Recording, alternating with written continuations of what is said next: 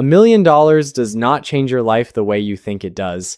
And I say that not to diminish it. $1 million is a genuinely significant financial milestone that most people in the world will never reach. I say it because the story most people carry about what $1 million means is so far from the mathematical reality that chasing it as a concept rather than understanding it as a number can actually lead you to make worse decisions along the way. There are people sitting on $1 million net worth right now who feel no different than they did at 800,000. And there are people who hit 1 million and immediately felt it evaporate because they didn't understand what the number actually does and doesn't do for a living. My name is Anderson, and today I want to tell you the truth about $1 million, what it actually provides, what it doesn't, what it changes, and what it leaves entirely untouched. Let's start with the number most people never do. Let's figure out what $1 million is actually worth as income. Because here's the thing about $1 million that the fantasy version skips over entirely. You can't spend $1 million. Not really. Not if you want it to last. What you can do, what financially literate people do, is live off the returns that $1 million generates while leaving the principal intact. And those returns, using the widely accepted 4% withdrawal rule, amount to $40,000 a year. $40,000 a year before taxes. That's the income $1 million portfolio reliably sustains without depleting the principal over a 30-year retirement. $40,000. In many cities, that's below median household income. It's a comfortable, modest life in lower cost of living areas. It is not, by most standards, a wealthy life in the way the word million suggests. And yet this is what the number actually delivers when you translate it from a fantasy into a function. Now, I'm not telling you this to discourage you from building toward $1 million. Quite the opposite. I'm telling you this because understanding the real math changes how you approach the journey, and it changes what you build toward beyond it. What $1 million actually changes? Here's what $1 million genuinely, meaningfully does to a life, and it's more important than most people realize, even if it's quieter than the fantasy. It eliminates a specific kind of fear. There's a background anxiety that most working people carry, a low hum of financial vulnerability that lives just below the surface of everyday life. The awareness that a serious illness, a job loss, a market downturn, or a family emergency could undo years of progress in a matter of months. That feeling is not irrational. It's a mathematically accurate reading of most people's financial position. And $1 million properly invested, properly structured, makes that fear go away in a way that no smaller number quite manages. At $100,000, you're stable but not insulated. At $250,000, you're building real optionality. But at $1 million, properly allocated across diversified assets, you have reached what financial planners sometimes call the dignity threshold, the point at which money stops being a source of daily stress and becomes a quiet, steady foundation beneath everything else you do. That's not nothing. In fact, I'd argue it's the most underrated change that $1 million produces. Not a lifestyle upgrade, not a Ferrari. A fundamental shift in the psychological texture of daily life. The decisions you make when you're afraid are different from the decisions you make when you're secure. Your career decisions change. Your relationship decisions change. Your health decisions change. Security doesn't just feel different, it produces different outcomes. What $1 million doesn't change. Now let's talk about the part the internet skips. $1 million does not change your habits. Whatever relationship you have with money at 500,000, you will have at 1 million. People who overspend at 200,000 don't become disciplined at 1 million. They become people who overspend from a larger number. The behavioral patterns that got you there or didn't don't get automatically rewritten by a balance sheet milestone. Research from the National Endowment for Financial Education suggests that a significant portion of lottery winners, people who receive sudden, large windfalls, end up in financial distress within a few years. Not because $1 million isn't enough, because the habits and frameworks that manage money never changed. $1 million also doesn't change your identity unless you do that work separately. And this is subtle but important. Many people chase the million not as a financial goal, but as a psychological one. They're looking for the feeling that will arrive when the number finally confirms something about them, that they made it, that they're safe, that they're different now. And when the number arrives and that feeling doesn't, the disorientation can be significant. The million is a milestone on a path, not a destination that resolves who you are. The people who experience it most fully are the people who already understood that before they got there. The real threshold, why 2 million changes more than one. Here's where the math gets genuinely interesting and where the goal starts to look different.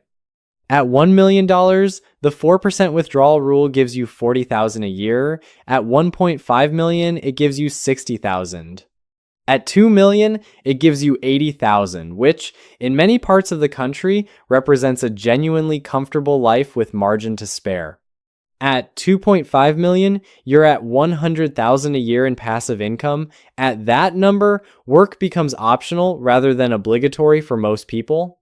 That is the line most financial planners actually mean when they talk about financial independence, even if they don't always say it directly. So, why does the financial content world obsess over 1 million as though it's the final answer?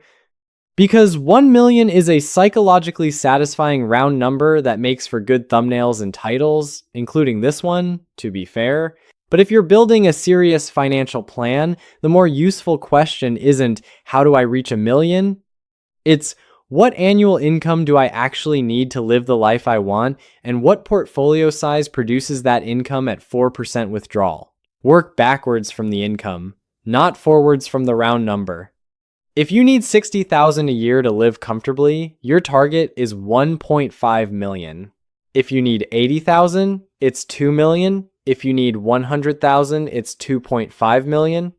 These are real, achievable numbers for someone investing consistently over a working career, and they're more honest targets than the $1 million myth that gets recycled across every platform every week.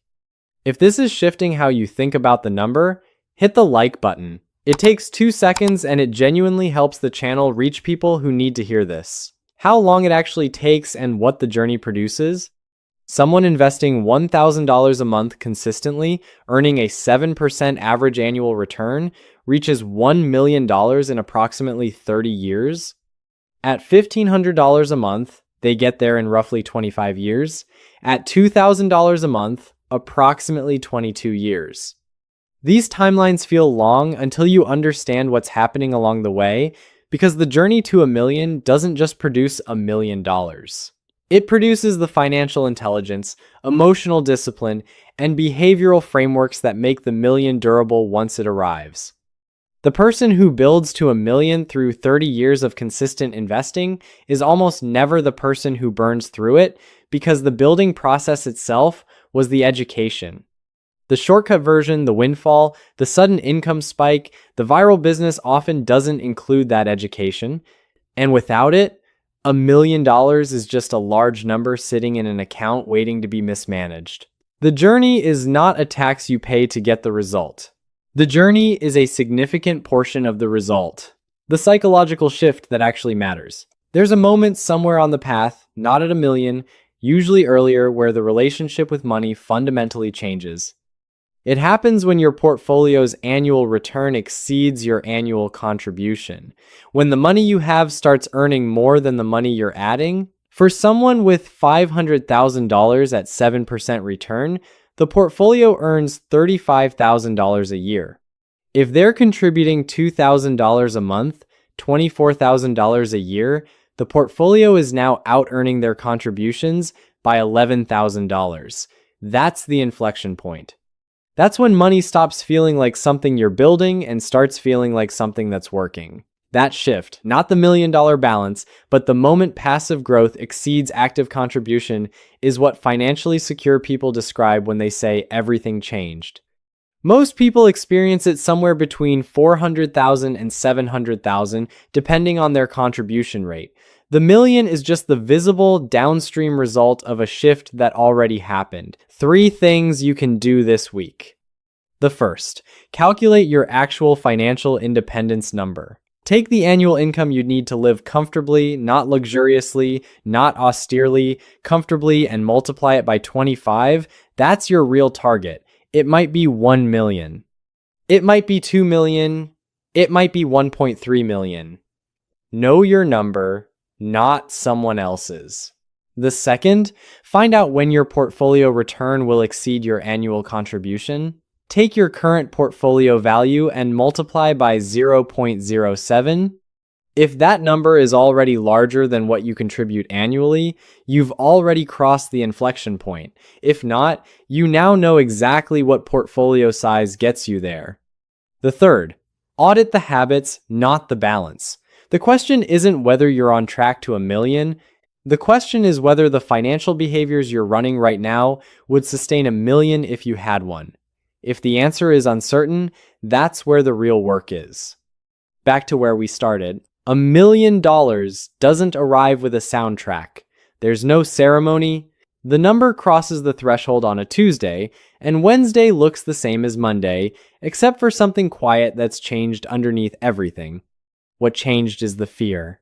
The low hum of financial vulnerability that most people live with so constantly, they've stopped noticing it. That's what goes quiet. Not because $1 million makes you immune to life, but because $1 million, properly understood and properly built, means that life's disruptions have somewhere to land without destroying everything you've worked for. That's what the number actually buys.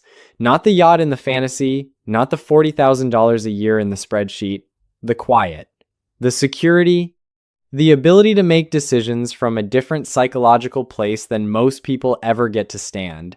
It's worth building toward, it's worth understanding accurately, and it's worth knowing that the version of you who gets there is built by the same daily decisions that everyone else is also choosing, just followed through consistently long enough for the math to do what it was always going to do. If you want more of this, subscribe,